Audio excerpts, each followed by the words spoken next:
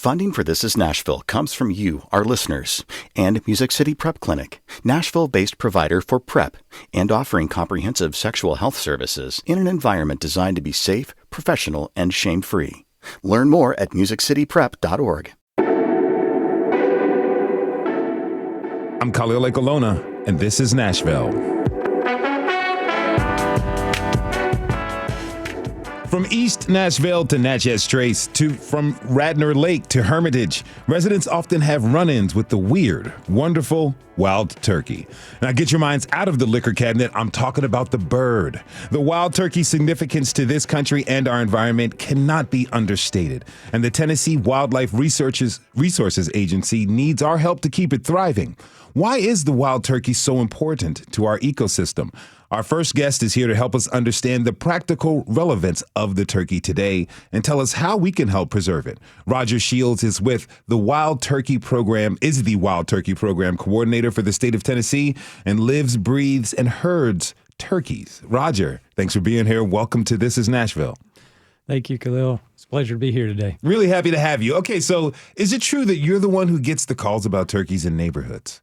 I'm one of many who gets calls, probably. Our county officers are kind of our first line of defense, so usually they're the ones that get most of the calls and respond to those situations, but I do get a few of them as well. What's the craziest wild turkey story you have experienced? For situations like that, I remember getting a call. This was back when I was working in Florida, but there was a guy that called and he said, he sounded very panicked, and he's like, I can't get out of my car. There's a crazy wild turkey outside my car. Won't let me out. He was meter reader or something like that. And he could get out. And he just held the phone up to his window. He rolled his window down a little bit and held his phone up. And I could hear this. It was a big gobbler and he was going crazy, fight. He was in fight mode, this gobbler was, and he was making all kinds of purring and aggressive noises. And I could hear it over the phone. I just was like, oh man, this guy's kind of, The caller was definitely scared and didn't know what to do. But yeah, that was a different one. That was definitely a different one. I understand that turkeys have a wingspan as large as 6.5 feet, right? Yeah, something like that. I mean, probably not quite 6.5, but they're maybe 4.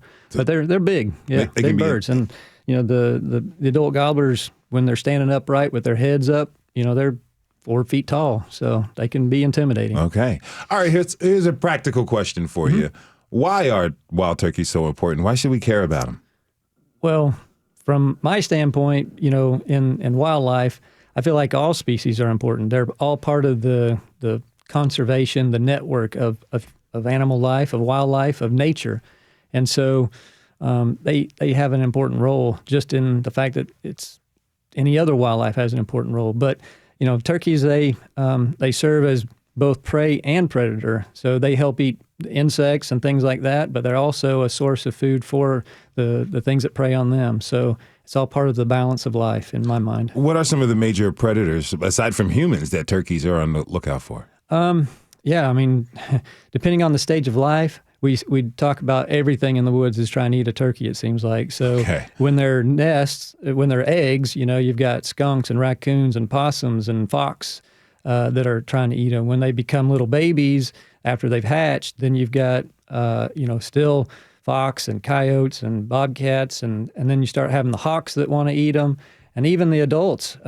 Bobcats are good predators or bad predators of them. Hawks, owls can even take them. So there's a litany of things out there that are trying to get them, which is what makes them so wary, because they're always got their eyes out for a potential predator coming after them. I was about to say that, like when you have such a long list of folks trying to eat you, no wonder you might be a little bit ornery with the parking meter person. Well, in that case, what happens with turkeys in those situations is they actually start to relate humans as another turkey. And turkeys, their social order is a pecking order, like chickens have pecking orders. Mm-hmm. And so they're trying to exert dominance over other birds. And so when they see a person and they're thinking of it as like another turkey, that's a big male. He's trying to dominate everything around him. And so that person just becomes another bird to dominate. Oh, wow. Yeah. That's pretty interesting. Is it true that turkeys almost went extinct? I don't know about extinct, but their numbers were very, very low throughout the United States. What happened? Yeah, a lot of things kind of compounding, I think. So definitely some habitat alteration as settlers started to move west and clearing land. That affected them.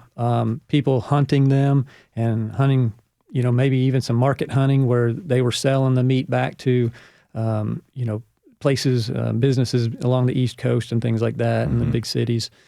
And then just, who knows what all maybe affected it, but probably those two things mostly just the hunting and the habitat change. The population has been able to bounce back, though. Yeah, because that kind of the low point would probably been in the early 1900s, 1930s, and then it kind of registered, everybody realizing that the numbers were really low. So beginning about the 1950s, there was major efforts to try and restore them. Initial efforts used captive reared birds, which didn't do very well. We spent probably 20 years dealing with that. And finally, in the late 60s, early 70s, as a whole, countrywide, as a whole, we got into realizing that you trap wild birds from where there still are some and you move them to new places. And that really took off. So about 2000, early 2000s, most states had wrapped up their restoration programs. Okay, and now you and the TWRA are on the job. How do you and the TWRA, how do you maintain and care for the populations of wild turkeys we have in the state? So we try to monitor their numbers. We do that primarily in two ways. We look at harvest numbers. We kind of assume that harvest tracks their population numbers, and so if we just try and keep an idea of how harvest is going, and that helps us with some kind of an idea of how many turkeys are out there. But then we also have the summer survey that we do, and that tries to give us an information on reproduction, because reproduction is really what's driving these populations. If you have good reproduction, then you expect, especially a couple of years in a row, that your population will go up. And if you have really bad reproduction year after year, your population is going to come down. So we've done that as staff since probably the 1980s. As we were getting into that restoration, we started doing these summer surveys just to kind of know how things were going.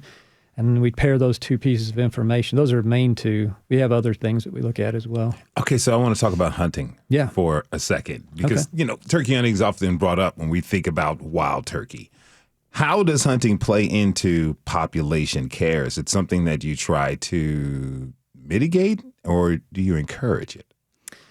Well, we really do encourage hunting as a sport, as something that helps people get outdoors and enjoy the wildlife.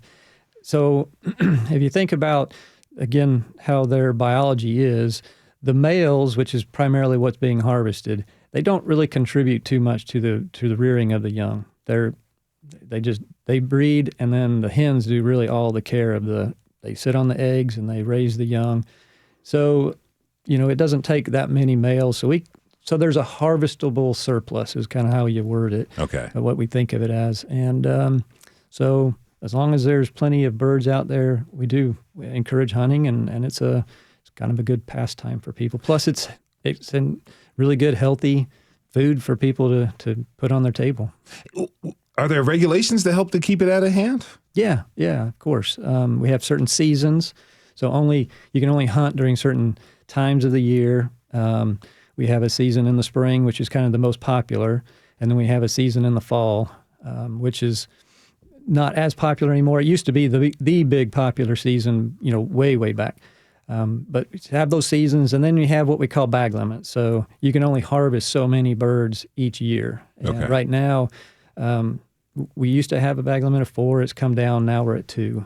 So we do try to kind of monitor how many birds are being harvested off the landscape. And it's males only?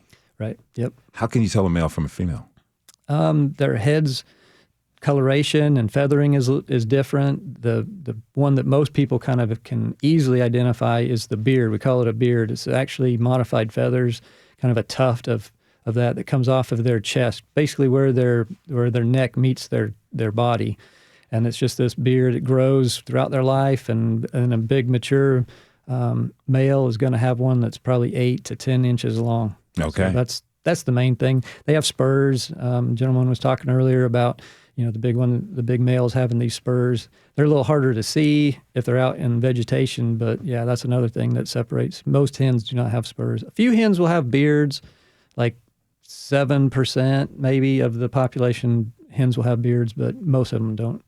Okay, so wild turkeys are all across the state of Tennessee, but there's different habitats across our state. What's an ideal habitat for wild turkeys? What does that look like? Yeah, so they're what we call generalist species, so they can accommodate a lot of different types of plant communities.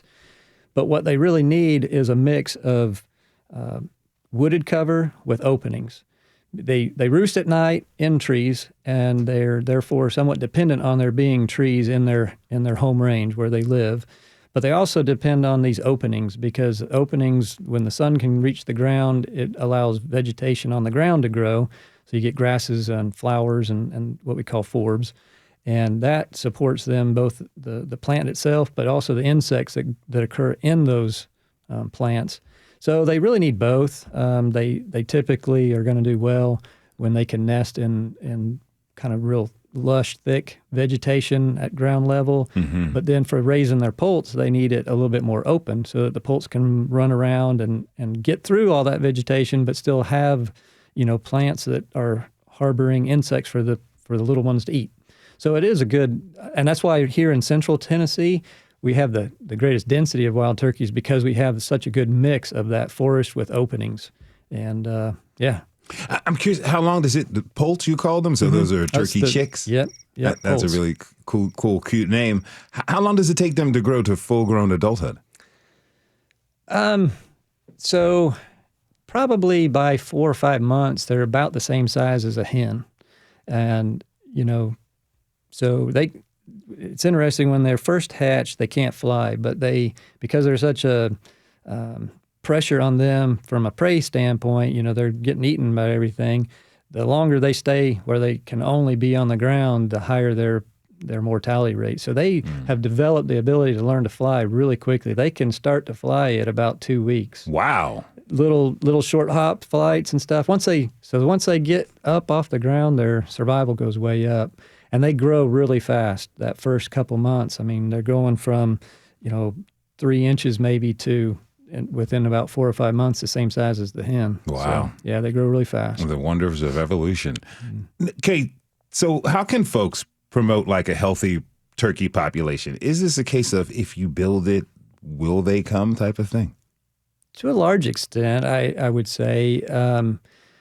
If you've got good habitat, but you're an island and everything around you is, for whatever reason, not conducive, you're going to have a hard time drawing turkeys in. But if they have any kind of connection, a river corridor that they can follow, it seems like most oftentimes they find those areas that are conducive to what they're looking for, and they'll find it. But what can people do if you've got a decent size of property? I know a lot of people like to keep their property very clean looking, right? They like to mow it or bush hog it, and that makes it look nice to us, but it's not very nice looking to a wild turkey. So if people can wait until the latter part of the summer or even the fall to do that annual bush hogging, that would benefit turkeys, both because they're not destroying that nesting cover they need, and they're not potentially killing a hen on a nest, and they're not potentially killing the poults that are running around in that vegetation. So that'd be one thing that people could do. Okay, you're encouraging Tennessee residents to submit reports of turkeys they've seen from now until August 31st, the end of the month. Tell us, why do you need these civilian observation reports? Well, like I said earlier, we've done these summer observation surveys as staff since like the 1980s, but our staff there's just not enough of us to get good coverage of the state. We can get, estimates of reproduction, kind of having a feel for what happened at the statewide level, but if we try to drill down smaller than that, we really don't have enough observations. Some counties, we don't even have officers or we don't get any observations for those counties. So we've asked the public to help us out, give us reports of when they are seeing turkeys, and that helps us get more confidence in what we're estimating, reproduction was that year. How can folks report the turkeys they see? Okay, they can. There's a couple ways, but if you go to our website, tn.gov/TWRA/turkey obs. So that's TURKEYOBS, little abbreviation for observations. That'll take them to our website. It gives kind of the background of this survey, what's involved, how they can participate, and there's a link there to the actual form if they have a sighting they want to report to us. Okay, listeners, we will have that link on the web post for this episode at WPLN.org and thisisnashville.org. One last question for you. If I'm out there, what are some protocols that I should use if I see a turkey? I definitely should get out of the car and things like that, right?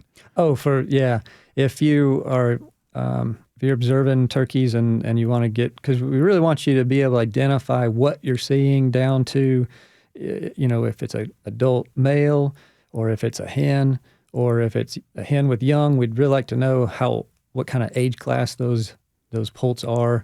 And so if you're able to pull over, like say you're in your car and you can pull over and just kind of watch them and observe them for a minute. If you've got binoculars, that's even better. Most people don't carry binoculars with them, but yeah, if you can do that, that's better.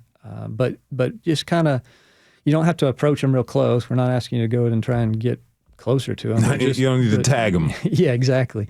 And but just try and get a good observation and then tell us what you saw. And if you aren't confident what you saw, just report them as unknowns. I just saw 13 birds. I don't know what they are. They're unknown to me, what age or gender they were, sex they were.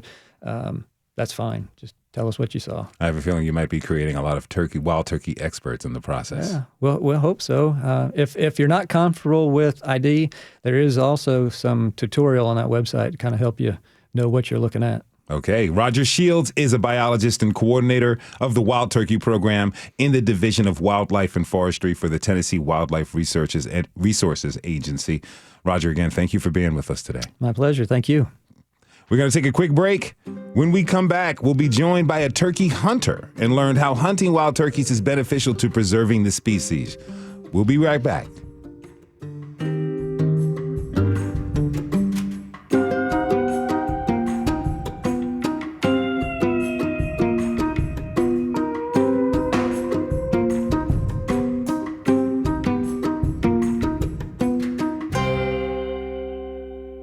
Funding for This Is Nashville comes from you, our listeners, and Music City Prep Clinic, Nashville-based provider for PrEP and offering comprehensive sexual health services in an environment designed to be safe, professional, and shame-free. Learn more at musiccityprep.org. I'm Khalil Ekalona, and this is Nashville. Today, we're talking turkeys, not jive turkeys, but wild turkeys. Our first guest, Roger Shields, mentioned hunting as being a major part of the efforts to preserve the wild turkey. And our next brings a lived experience to this dynamic. But first, let's listen to contributor Leslie Eiler Thompson as she goes out at 4 a.m. with a local Nashvilleian and longtime turkey hunter to experience it firsthand. Wild turkey people are different, and they know it. And they're proud of it. Turkey hunters are different hunters. And there's a great quote, and I think Archibald Rutledge, who was a writer from South Carolina, said, "Some men are mere hunters and others are turkey hunters." People say it's a damn disease. Time that we spent in the woods or out in the field or wherever talking to turkeys, observing turkeys, letting them hunt us, it's just a chess match. That's Brent Rogers. He's a wild turkey historian and call collector who lives in Iowa. He's sort of the first call anyone makes when they need a credible source for the history of the bird and the ones who hunt it. When you talk to turkey hunters, this phrase, chess match, will come up because it's just the most accurate way to describe the idea of hunting a turkey. You're trying to be one step ahead of your opponent and make a move that will catch them off guard while still paying attention to the immediate moves. After numerous interviews, talking to top fans of the wild turkey and hearing stories that gave me goosebumps, I had a very strong urge to take myself out in the dark of morning and find a turkey. There's one problem though. I don't know how to play turkey chess. I needed more than just knowledge. I needed a guru. I needed Farmer Billy. All right, I'll carry all the equipment. Billy is a farmer in Nashville. He's been turkey hunting his whole life. and he loves it. Morning, Malcolm. Morning, ladies. You tell him, Malcolm. Malcolm and the ladies are a herd of brown and white cows, extremely curious about these two passersby emerging from the dusk of the 5 a.m. hour. Billy leads our hunting party of two around the cow fence to an open area, and he starts teaching me the ways of the turkey. They normally come up this little fence line right here. He likes to strut down here along that tree line because he can see down in the woods, but he can also see up here on the hill. We settle into the forest floor at the base of a tree, and Billy begins the match.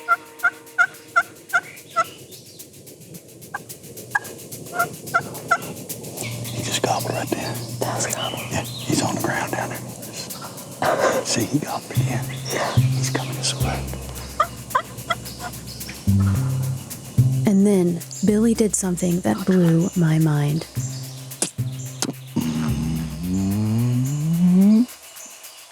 That sound is coming from his mouth.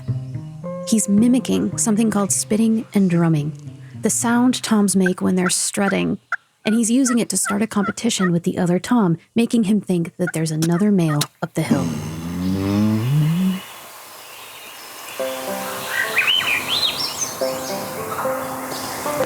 What you can't hear in that moment is that when the turkey gobbles, Billy proudly, satisfyingly looks up at the sky and smiles. Billy and I sat under the tree for 20 minutes, calling out to the gobblers and getting a response. Just waiting.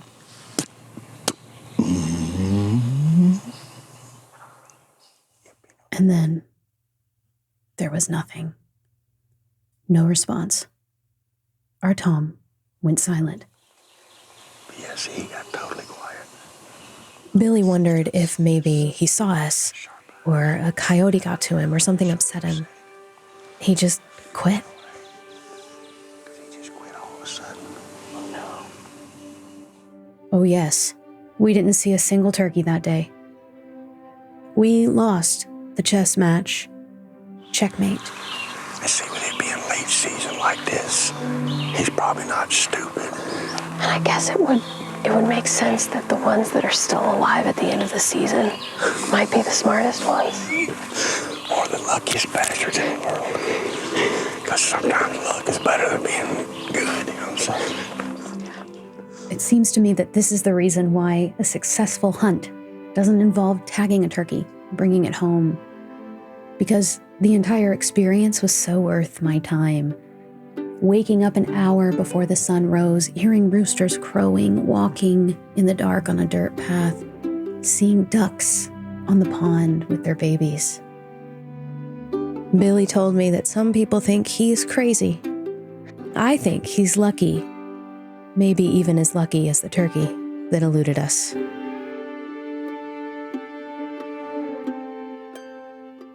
You can hear a lot more of producer Leslie's turkey adventure in her mini-series on Wild Turkey Conversation, releasing next week. We'll link to it on our web post. Now, to talk more about the experience of hunting, we have Wendy Hunter in the studio with us. Wendy is a hunter herself and mentors those who want to hunt too. Wendy, welcome to This is Nashville. Thanks for being with us. Thanks for having me on. Really appreciate it. Okay, so tell me this. How did you come to hunting? What got you started? I started turkey hunting about 18 years ago with my dad. I was a mom with 3 kids, and they all had sports and hobbies, and I was like, I need to find one myself. I was about 37 years old when I started hunting, and just started hunting with my dad. That was my first hunt. So. What was it like the first time you went out on a hunt? Well, I got to correct myself. My very first successful hunt was with a friend of mine that worked for TWRA, and she was my mentor. So it was incredible. we hauled a humongous blind down to the Harpeth River bottoms and set up. And Paulette was an amazing mentor to me. And we got to sit in a blind and call a turkey in, watched a bald eagle on the Harpeth River. But we called that bird in, and I got my first turkey that day, and that was back in 2006. And you've been running ever since. Okay, question. You emphasize successful hunt. How often are you finding success when you go out on the hunt? Is it 50% more or less? Oh, it would be less. So they're really that smart. It really is a chess match, huh? It is. It's a challenge. That's what I love about it. I deer hunt as well, but turkey hunting is my passion. I mean, it's a challenge. It's you're getting to interact with the bird. It's not like deer hunting where you're waiting for the deer to walk by. You're getting to actually interact with the species and get them to do what they don't normally do in nature, and that's come to the hen. Mm-hmm. Now you're mentoring new hunters. What made you want to do this? I think because of how people invested in me. I've had several mentors, from my dad to Paulette to my friend Max in East Tennessee and Mr. Harvey in New York. I mean, I've had a lot of people that poured into me, and I learned from them. I absorbed it like a sponge. I mean, I would literally take notes when they were talking about turkeys. So I just love getting to share that passion with new hunters and maybe teach them something so that they can be as successful as I've been in the past. So let's say you're taking me in as a mentee. What are some of the first lessons that you are sure to teach me about turkey hunting? Sure to teach you's funny. I can suggest things to you. Your learning capabilities are going to be how much you want to do it. Okay. I've taken some people that after the first hunt they're like, oh, I don't know that this is for me. And then some people are just they love it. So I think things that I would teach you is one, how far a turkey can see. I mean, they can see way across the field. I mean, hundreds of yards. So you can't move on a turkey. I mean, if you can see them, they can literally see you. Mm-hmm. So you have to wear I say you have to wear the camo. I've been the exception to every rule in turkey hunting, but you need to wear the camo, the face covering, all that. You need to have a backdrop behind you so that you're not silhouetted. There's just a lot of things to learn about it, but it's fun. So you hunt other things. Are turkeys the most cunning prey you've ever encountered? I think they're very smart. You can educate them by doing things wrong, and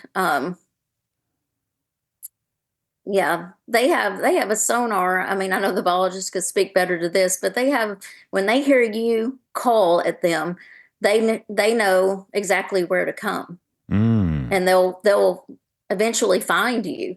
So if they're interested in what they're hearing. So they're definitely the smartest species I've ever hunted. Wow. If you're just tuning in, this is Nashville, and I'm your host, Khalil Ekalona. We're talking this hour about wild turkeys and their importance to our ecosystem.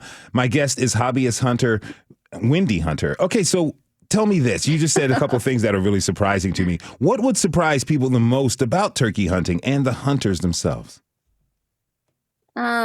Maybe something would surprise people most is it's not easy. For someone to think, oh, I can go out and get a turkey today because, I had all the gear, I had the perfect situation and set up. You're going to hunt a lot before you get your first turkey. My first hunt was with TWRA did back in 2006. It was an all women's turkey hunt.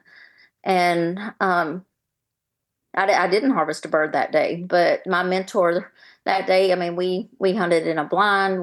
What they call run and gun. It's where you hear the bird and you're literally going and chasing after them. That's safe to do if you're on private property. Okay. But you don't always get a turkey. It's a bonus when you get to, but it's not something that happens all the time. Okay, so before we started talking, we heard the clip of Leslie and Billy out there hunting, being near a turkey, but then the turkey kind of gave up and took off. Is that experience pretty accurate is that what you're saying? It's normally most of the time you're going to go out there, you might get close to a turkey, you might sense one close by, but no chance you're going to see it. Well, there are a lot of factors to play into that. I mean, if there's a predator around, they can go off. If you make a mistake in calling, you can run them off. If you move, you can run them off. There are a lot of things to mess up your hunt. Yeah, it just depends on what's going on. What's your favorite part of hunting? Oh my goodness. I could go on for a long time about that. I'm not a morning person, but I will get up in the morning early to hunt. Okay. And my husband can attest to that. I love getting out there early in the morning, watching the world wake up. It's amazing it's like God cues the lights and the sound at the same time. And, all the birds start chirping and the sun's coming up and then you hear a gobbler on the roofs. And to this day, I mean, after hunting 18 years, when you hear that first gobble, it sends a chill down your spine and your heart up in your throat. And I've told a turkey hunter one time, he said, "Oh, I got got my birds and I got my limit." He wasn't excited about it at all. And I went over to him and rubbed arms with him. And I said, hold on a second. Let me rub some off on you. I said, because if you're not excited about it, you need to stay home. So I just love watching the world wake up and getting to interact with the turkey. And then, sometimes you're able to harvest one or you're able to share that experience with someone else. And it's just awesome passion. All right. So what do you like least about hunting? Probably the getting up early in the morning. I work at UPS in Nashville, and when I was working part-time, I'd get off early in the afternoon at 2:00. So if I had my things laid out, we leased 200 acres behind our home. And if I had my things laid out, I could literally be in the woods by 3. So my favorite time was turkey hunting was in the afternoon. So, okay. Yeah, some mornings aren't so bad, but I like afternoon hunts better. Okay. Afternoon hunts are for the non-morning people. Okay, that's noted. All right. So, like Billy, Billy made a call with his mouth. You can also do the same thing. Can you give us an example of a turkey call that you can do? Sure. So here's a yelp. So this is what a hen sounds like when she's calling. Okay. How'd you learn how to make this call? Oh, that's a funny story. My dad was trying to teach me how to use a slate. So there's several different kinds of calls, like a slate call, a box call, a mouth call. And I wasn't successful at any of those, but our family sings and I can hear pitch. So the pitch that he was making with his slate call, I can mimic with my voice. So I kind of learned from my dad, but inadvertently, I couldn't make the call with the actual call, but I could learn to do it with my mouth. Is any other calls that you can do? Not proficiently. Okay. I don't want to do it. There's a Kiki run, and my daughter can gobble amazingly. We used to go to the NWTF convention and walk around to the call makers, and she would gobble and I would yelp, and they would tell us to go away. We were bad for business because we could do it without their calls. Make sure you have you or your daughter along with you if you are going to take a hunt. So final question for you is this. If someone wanted to learn how to hunt turkeys, where should they start? I mean, there are a lot of videos out there. There are a lot of hunting videos. I would say, my story is finding a mentor, and the TWRA, when they had that women's turkey hunt, I met some of my best friends, and they are still my best friends from hunting. So, there are workshops. The Outdoor Women of Nashville helps put on a women's turkey hunt. So I know those events for women, but I would just say hook up with a friend that that turkey hunts and ask them to carry you along. That's right. And bring some coffee for the early morning rise. Absolutely. Wendy Hunter is a hobby hunter. Wendy, thank you so much for being with us, and good luck to you the next time you go out there hunting, okay? All right. Thank you. Thanks. All right, we're going to take one last break. When we come back, we'll look into the history of the wild turkey here in Middle Tennessee by exploring the bird's relationship with the ancient indigenous communities in the region. We'll also explore some of the spiritual significance of this beloved bird. You can join the conversation by tweeting us at This Is Nashville. We'll be right back.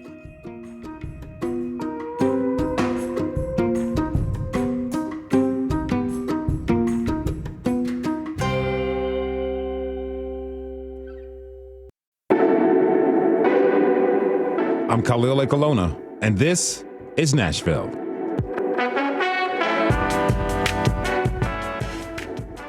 Today we're talking turkeys, and our final guests today will help us understand the turkey in a historical context, particularly for the oldest inhabitants of this land, the indigenous peoples. Tom Kunesh is the president of the Tennessee Ancient Sites Conservancy, which protects and educates about prehistoric and Native American sites in Tennessee. And Tanya Perez is an archaeologist who worked at a dig site in Nashville for a decade, studying the remains there, which included a large amount of domesticated turkeys. She's joining us by phone from Florida. Tom and Tanya, thank you so much for being here. Welcome to This Is Nashville. Thank you. Thank you. All right, Tom, I want to start with you. Tell us about the indigenous sites that became archaeological digs. All of this area was inhabited. And so every place that Nashville exists on is and can be an archaeological dig. I'm thinking especially around Browns Creek that had over 6,000 burials taken out of there for houses. And all of downtown that had, there were temple mounds here, essentially the same as, or the equivalent of a cathedral. It was a ceremonial center, and those have all been destroyed. So every place around here is a potential site and tells us something about who was living here 500, 1,000, 8,000 years ago. Now, there's the site just east of Cool Springs. It's actually known by several names. The Fuchs Mound is one, and Boiling Springs is another. Can you explain the variation on the names, and what should we be calling it for the purposes of this episode? Well, that's a good question. They are essentially the same site. And the question then becomes, why would we be using white people's names for native sites when it's a ceremonial mound? It's a flat-top Mississippian mound, and it was a city center, and the people lost, or the people died off. We can say it was a drought that made them move, just like over at Mound Bottom. And then white people came into this land and said, we don't know the names of these places. So what are we going to call? Well, that's Fuchs Place, so why don't we call it after him? We'll just say those mounds down by Fuchs Place. And then it just became Fuchs Mounds. But now there's a movement, as you know, about land acknowledgement and land back, that says we should acknowledge these sites as native sites, not as native sites with white names, but as fully native. And so there's an old place in on the other side of Franklin called Kellytown, and that's now has a Chickasaw name, i.e. Tifama or something like that. Okay. So when you, depending upon who you talk with, you'll say Fuchs Mound, and then if you want to be more respectful, I would start suggesting that people call it Boiling Springs Mound. Okay, so Tanya, why was Boiling Springs selected as a dig site? And tell me, how did you come to be involved? So this project that I was involved with, I did not work in the field with this project. My role was in the lab doing lab analysis, but this was from a late 1990s TDOT, Tennessee Department of Transportation project, where they were going to kind of widen and make the curve of Moore's Lane, which is State Road 441, to be less severe. And excuse me, I'm just getting over a cold. It's okay. So, because it's a federally funded project, there was cultural resource management mitigation done, and that included a complete excavation of the right-of-way of the project area. So it's not on the mounds, it's west of the mounds. And the archaeologists that excavated it found a number of structures, footprints of houses, basically. And so the material I analyzed came mostly from pits where debris would have been put, trash, call them trash pits, and from around the houses, out, like away from the mounds. Mm. Now, I understand that you worked on a site, you worked with this for years, and the site had found a lot of turkey remains. Is it rare to find, the amount of animal remains like you did?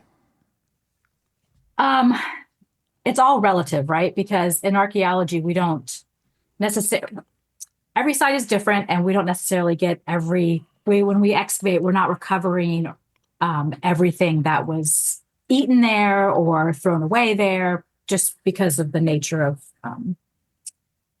of how sites become buried and become invisible. So in terms of the amount of turkey at this site, it seems striking because the preservation of the bone is really good. And we had a lot of nearly complete remains. And also, this is a big site. Like Tom was saying, there are a lot of people that used to live here, right? Thousands of years ago, hundreds of years ago. And so there were a lot of people that lived in the village here. So there was a lot of food waste discard. Now, Tom, tell me this. What was the significance of the bird to the indigenous peoples who were here all that time ago? We don't know, but we have an idea because of the gorgets that have been found all around here. We have gorgets of pileated woodpeckers. We have gorgets of peregrine falcons. We have gorgets of turkeys. And we can only guess because none of that. First of all, we should talk about the periods of time when culture died down. 1450 around here, Mound Bottom, places collapsed. And then when 1540, when Hernando de Soto came through here and introduced European diseases in here, culture collapsed again. Mm-hmm. So there's a huge break between what we know from 600 years ago, 700 years ago, to what we think we know now. Mm-hmm. And so we have these gorgets, we have these drawings like two turkeys facing each other. And they look like male turkeys. Are they fighting? Are they? Is it a dance? Is it representing war, battle? But they were known to be fierce and fighting, so we don't know exactly what they mean. If you're just tuning in, this is Nashville, and I'm your host, Khalil Lake-Aloner. We're talking this hour about the history and relationship between the ancient indigenous communities of Middle Tennessee and the wild turkey. My guests are Tanya Perez and Tom Kunesh. I assume that members of the community, the inhabitants, were eating them, but I'm questioning what other significance may it had. May it had a potential spiritual significance? What was it a sign of? We don't know. We're still trying to figure out. There are stories, there are myths. There's, Morning Star, and we just don't know. The pileated woodpeckers, people think because of the red crest that it was blood and it was fighting. And then we have these other beautiful gorgets of people taking heads off, holding a cut head. And the amount of bloodshed that's in there, we don't know. It's interesting. Yeah. Have I shown you that picture of that gorget? No, I'd love to see it. I'll describe it to the listeners. Okay. Here, that's 4 pileated woodpecker heads around the cardinal points. Okay. And some say they were colored, but that's on a marine shell from down like the coast of Florida, the Gulf of Mexico, and they cut that into those designs into it. In the center, it seems to be like a cross surrounded by a circle, which is also surrounded by flares. maybe the sun, it looks like? The sun. It's interesting that the Yuchi people, who most people don't know here, most people think this area was Cherokee, which is, they never came here. A friend of mine says, Tom, we Cherokee, I didn't say that we lived here. I said that we were just really good real estate agents. Okay. So the people that did were the Muskogee and the Yuchi. And archaeologists won't go that far to say that because we don't have names. We don't have it anything saying that this is a Muskogee or a Yuchi site, but because of the Cherokees calling them Anikusa and the Kusa being the chiefdom of the Muskogee, that we attribute these things to them. Okay. Can you describe what a gorget is and what it's used for? Yeah, a gorget is in a way a piece of jewelry carved into a round cut piece of marine shell, and a figure is cut into that. And it can be a warrior figure, it can be a lot of animal figures, it can be the eye, the falcon eye that we were talking about before, and probably as a piece of status jewelry for, it could be chiefs, it could be temple priests, it could be, we just don't know. Although I think archaeologists have a better idea because they associate, they find those kind of gorgets with high status burials, and they could probably say something more. Tanya could. Yeah. Now, Tanya, can you tell me this? You know, when I go out and I experience nature and I have run-ins, something that I always used to do is look up the spiritual significance, particularly for what it meant to the indigenous peoples of that land. When I lived in New Mexico, I would be run into from skinks, lizards, hawks, owls, skunks, roadrunners, all of it. They would come up and have a conversation with me, and I'd look up what it meant. And so I looked up, for today's episode, I kind of looked up what the turkey represented according to Navajo culture. And there it says a deep care for family and community, generosity. What's mine is yours is that type of philosophy. Now, I know to understand the exact spiritual significance of what the turkey meant to this region is really hard for us to discover, as Tom pointed out. But Tanya, what did your findings tell us about the significance of the bird for the people of these lands? Yeah, so the project that I worked on, that I developed, was looking at the turkey remains that we had that were excavated from the Fuchs site. When I first started looking at them, I noticed that they were bigger than our modern comparative skeletal collections.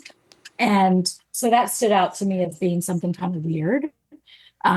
Why would they be bigger? Because domesticated animals typically are the ones that are bigger than their wild counterparts. And this looked like we had wild turkeys that were bigger than the domesticated ones. So one of my students, Kelly Ledford, and I, when we were at Middle Tennessee State University, we did a study where we did measurements of all of the remains that we had, and we looked at the occurrence of cut marks and burning and other types of use wear.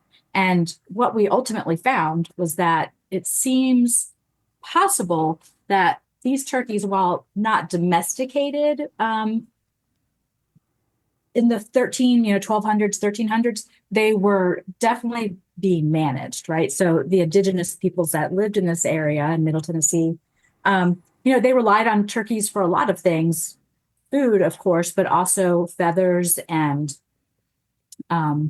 their beards could have been used as well for ornamentation or in jewelry, and also their bones were useful for tools. So the fact that they were so important to these people that they wanted to make sure, right, that they were respectful and had, were not taking more than there was. So they were managing these populations. All right, Tom, real quick, I have a minute left. This conversation kind of brings up the idea of preserving ancient sites so we can conserve history of a place.